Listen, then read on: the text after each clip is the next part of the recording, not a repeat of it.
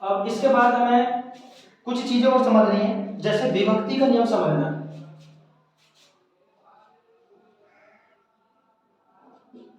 विभक्ति का नियम, ठीक है। अगर ये आपसे जो रूल मैं समझा रहा हूँ ये अगर आपने कवर कर लिया, यकीन मानना मैं पूरा मैथ उत्तर प्रदेश पुलिस परीक्षा का ऐसा करा दूंगा कि 19 के 19 नंबर आपके होंगे। लेकिन जितना हमारे द्वारा डाटा दिया जाए वो आपको करना होगा।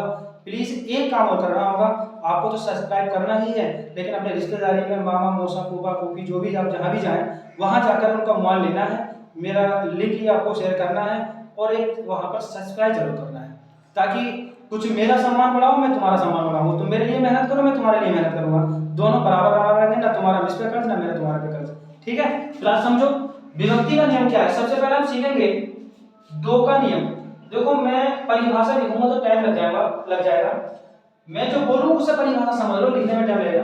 दो का नियम का मतलब हो गया ऐसी संख्या जिसका इकाई अंक जिसका जिसका इकाई अंक जिसका इकाई अंक 0, 2, 4, 6, 8 हो, जिसका इकाई अंक 0, 2, 4, 6, 8 हो, वो संख्या 2 से पूर्णता कट जाएगी। जैसे मैं अगर एग्जाम्पल में बात करूं, एग्जाम्पल में मैंने कोई भी संख्या यहां पर ले ली। अब बताइए इसका इकाई अंक 8 है और हमारे रूल में भी 8 है, इसका मतलब ये 2 से कट जाएगी। अगर मैं कोई दूसरी संख्या ले लूं, जैसे ये, इसका इकाई अंक यहाँ में 1 है, क्या हमारे रूल में इकाई संख्या 1 है? नहीं है ना, तो इसका मतलब ये संख्या 2 से नहीं कटेगी। इसके अलावा आप सीखेंगे 3 का नियम। 3 का नियम, 3 का नियम, दी गई संख्या के अंकों का योग, दी गई संख्या के अंकों का योग यदि 3 से कट जाए तो वह संख्या 3 से पूर्णतः कट जाएगी। लिख देता हूं यहां पर मैं, दी गई संख्या के अंकों का योग 3 से कट जाए, 3 से कट जाए, जैसे मैं बोल रहा हूं वैसे लिख लो भाई, 3 से कट जाए तो वह संख्या पूर्णतः कट जाएगी। ठीक है, अब जैसे समस्त प्रकार की कोई भी संख्या हो सकती है, हमें जो रूल ये लगाना है जो संख्या दी गई है उनका अंकों का योग 3 से कट गया तो संख्या 3 से कट जाएगी, वरना नहीं कटेगी। जैसे मैंने कोई भी संख्या यहाँ पर ले ली, इस तरह से ले लिया मैंने यहाँ पर, अब हम इसे इसकी गिनती लगाएंगे। जैसे 8 और 1 9, 9 3 से कट जाएगा, ठीक है। उसके बाद 7 और 6 कितना हो गया 13, 13 और 5 कितना हो गया 18, 18 भी 3 से कट जाएगा। या तो आप टुकड़े बनाकर काट लो या इस पूरी संख्या को एक जगह जोड़ लो। मैं पूरी संख्या को एक बार एक जगह जोड़ के दिखा दूं आपको। 5 6 11, 11 7 18, 18 और 8 26 और 1 27। इन दी गई संख्या के अंकों का योग 27 हो गया है। क्या ये बताओ, हमारे परिभाषा में नहीं कहा गया कि दी गई संख्या के अंकों का योग 3 से कट जाए? कहा गया ना, जब कहा गया तो ये रूल यहाँ फॉलो करेंगे। दी गई संख्या का अंकों का योग अगर 27 हो रहा है, ये दी गई संख्या का अंकों का योग अगर 3 से कट रहा है तो देखो काटे, देखो 3 ना 27, तो इसका मतलब कट रहा है, ये कट रहा है तो ये पूर्णतः संख्या 3 से कट जाएगी, ये 3 से पूर्णतः कट जाएगी। इसके अलावा कोई और संख्या वैसे मैंने यहाँ पर ली, जैसे मैंने ये ले लिया, अब मैं इसे जोड़ता हूँ। 5 6 11, 11 7 18, 18 8 25 और सॉरी 26 और 2 28। इनके अंकों का योग 28 हुआ। क्या बताओ 28 3 से कट जाएगा? 28 3 से नहीं कटेगा, 28 3 से नहीं कटेगा। इसका मतलब ये संख्या पूर्णतः 3 से नहीं कटेगी। कहने का मतलब है अगर आपने ये चीजें सीख ली तो पूरी संख्या को भाग देने की जरूरत नहीं है, बस आपको रूल लगाना है। जैसे 2 का नियम का पहले मतलब क्या होता है, जिसका इकाई ये हो तो होगा तो 2 से कट गई, ना तो नहीं कटेगी।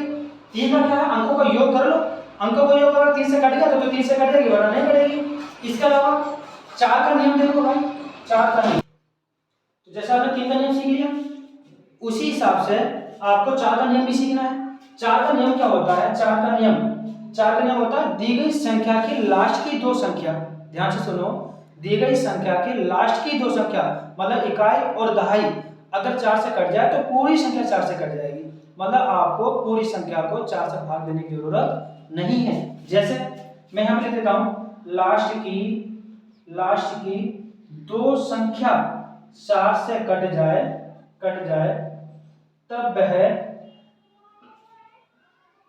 पूर्णता 4 से कट जाएगी, 4 से कट जाएगी, 4 से कट जाएगी। तो देखिए जरा कैसे कटेगी। जैसे हमने कोई भी यहाँ पर संख्या मान ली, जैसे ये संख्या ली, परीक्षा में पूछा गया नीचे दिए गए क्वेश्चन में से वह कौन सा ऑप्शन है जो 4 से पूर्णता कट जाएगा। भाई एक ऑप्शन ये है, 3 ऑप्शन और दिए होंगे, लेकिन हमें 4 का रूल लगाना है। 4 का रूल क्या बताया, लास्ट की 2 संख्या 4 से कट जाए तब वह संख्या पूर्णता 4 से कट जाएगी। तो लास्ट की 2 संख्या कौन सी है, 84। 84 4 से कटेगी या नहीं कटेगी, हमें चेक करना है। 4 से भाग करके देख लो भाई, जैसे 4 2 8 और 4 1 4, इसका मतलब 84 कट गई 4 से। जब 84 4 से कट गई, इसका मतलब है कि ये पूरी संख्या 4 से पूर्णता कट जाएगी। अब और भी संख्या मान लेते हैं, 56 78 और यहाँ पे मान लिया हमने 88। जैसे ये संख्या मान लिया। अब हमें सिर्फ पूरी संख्या नहीं चेक करनी है, हमें तो लास्ट की 2 संख्या ही चेक करनी है। अब 2 संख्या को हम यहाँ से देखेंगे, जैसे हमने कहा 4 4 दूनी 8, अब 9 तो 4 से कटेगा नहीं, इसका मतलब ये पूरी संख्या 4 से पूर्णता नहीं कटेगी।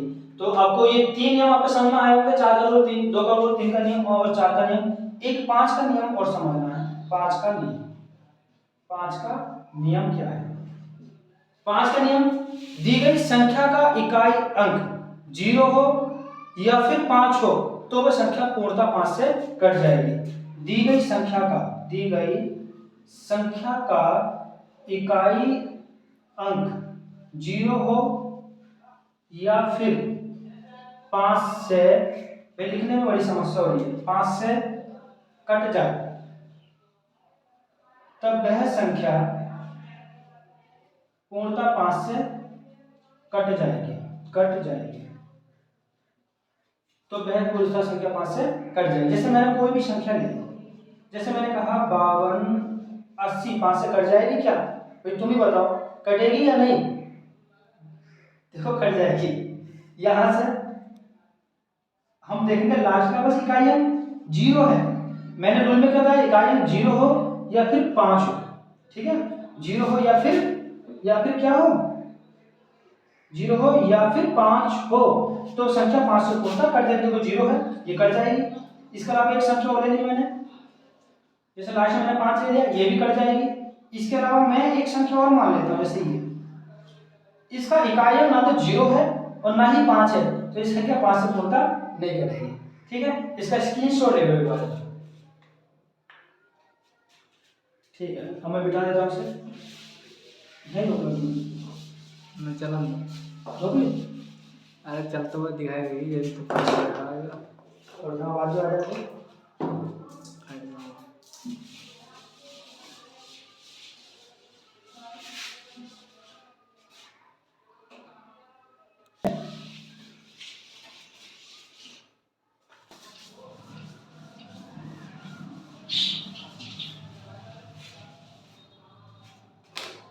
तो अभी हमने 2 का रूल, 3 का रूल, 4 का रूल और 5 का रूल सीखा है। अब हम देखेंगे 6 का नियम।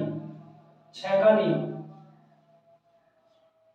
नियम क्या है? 6 का नियम होता है दी गई संख्या में 2 का और 3 का रूल लग जाए। किसका लग जाए?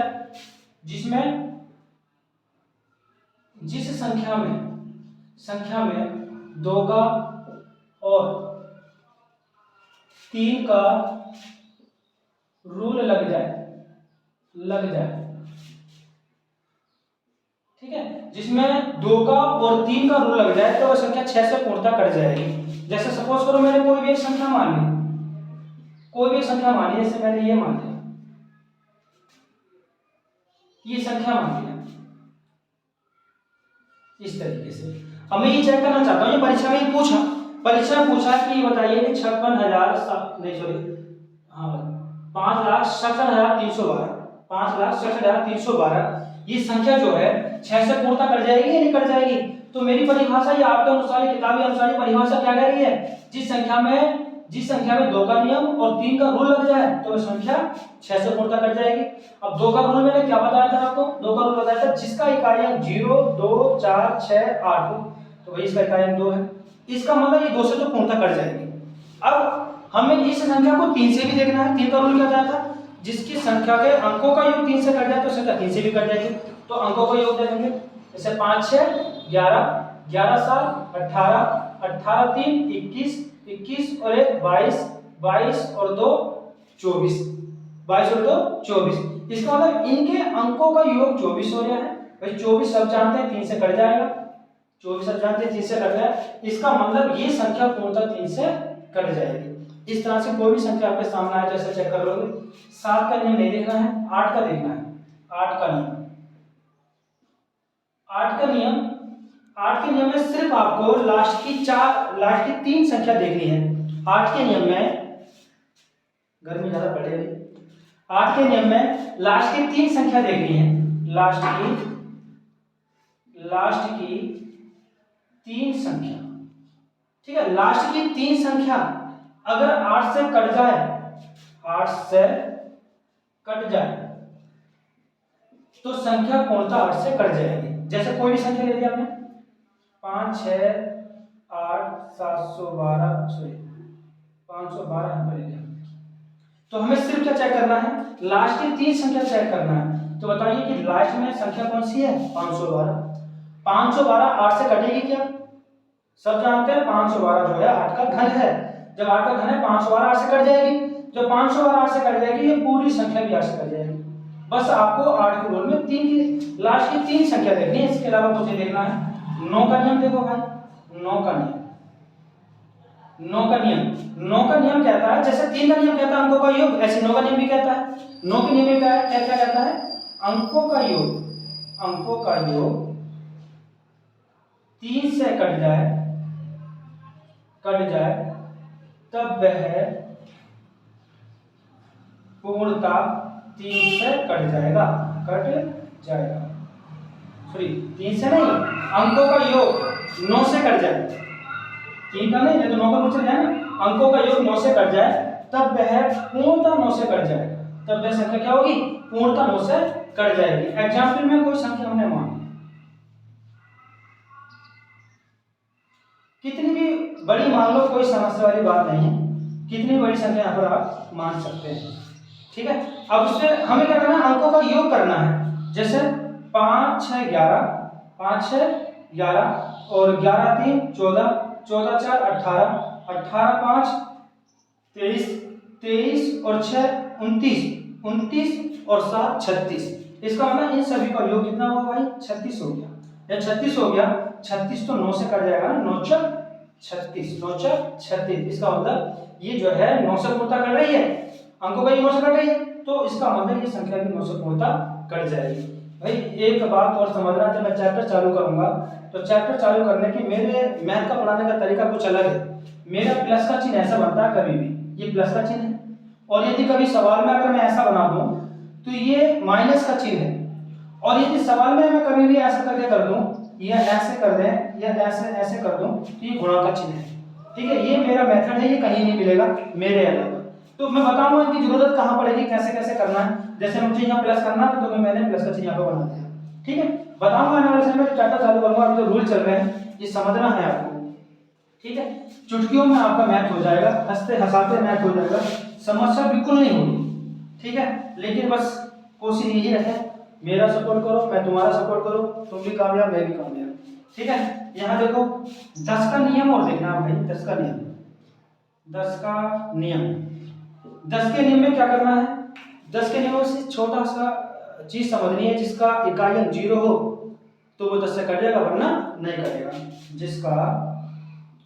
जिसका इकाई अंक 0 हो, ठीक है, तो वह 10 से पूर्णता कट जाएगा,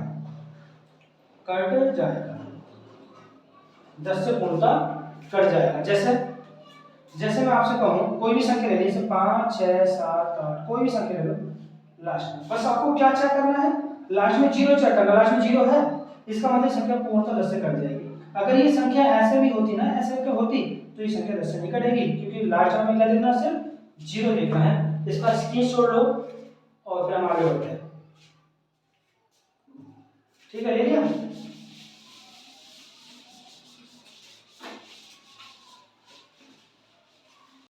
नहीं, एकांतर संख्या के अंकों का योग का अंतर 0 हो या 11 से पूर्णतः कट जाए तो वह संख्या क्या होगी, 11 से पूर्णतः कट जाएगी। जैसे मान लीजिए कोई संख्या ले ली, कोई भी संख्या आपकी परीक्षा में आ सकती है, जैसे मैंने ये ले लिया, एकांतर चलना है, जैसे 5 7 12 और 12 9 21 हो गया, 12 9 21 हो गया। अब हमें ये जोड़ना है, इनसे वाला 8 6 14, ये कितना हो गया 14। अब हमें इनका अंतर करना है, इसका अंतर, जैसे 11 में से 4 कितना बचा 7, ठीक है। इसका मतलब ये बताओ जो इसका अंतर आया है, ये 7 जो आया है, क्या 7 0 है, क्या 7 11 से कट जाएगा, नहीं कटेगा, तो ये संख्या पूर्णतः संख्या 11 से नहीं कटेगी। अब जैसे हम और कोई संख्या ले लें, 5 6 7 8 9 और 7, जैसे मैंने ये ले लिया, देखिए भाई 5 7 12 12 और 9 21, 12 9 कितना हो गया भाई 21 हो गया। अब ये 8 6 14, 14 7 कितना हो गया 21। अब इसका अंतर देखो, इसका अंतर कितना आ गया 0। तो हमारा रूल भी क्या कहता है, या तो अंतर 0 आए या फिर 11 से पूर्णतः कट जाए। तो अंतर 0 आ गया, 0 आ गया, इसका मतलब ये 11, ये संख्या जो है पूर्णतः 11 से कट जाएगी और ये वाली संख्या 11 से नहीं कटेगी, ठीक है।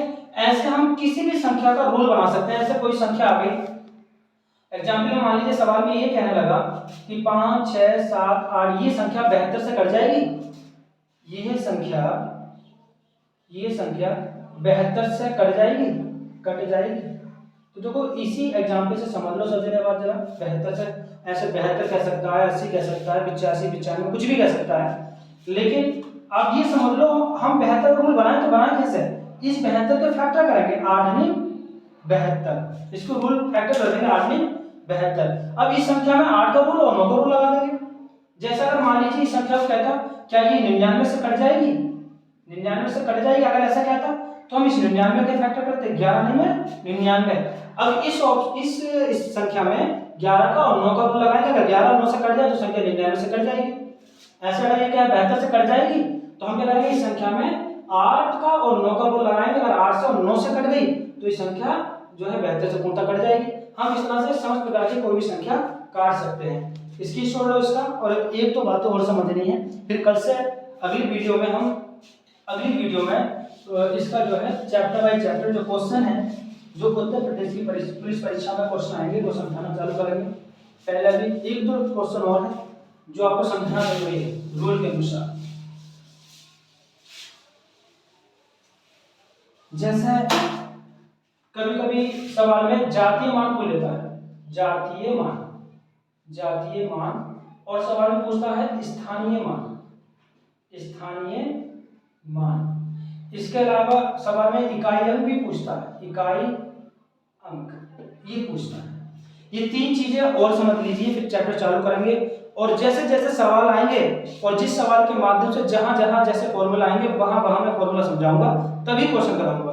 फिलहाल तो अब ये समझ लीजिए कि जातीय मान क्या होता है। अगर मैं आपसे कहूं कि किसी भी इंसान की जाति बदलती है क्या, तो जाति किसी की नहीं बदलती है, जाति किसी की नहीं बदलती है, जाति जिसकी जो है वही रहेगी। जैसे मैं यहां पे कहूं 5 6 7 8 9 में 6 का जातीय मान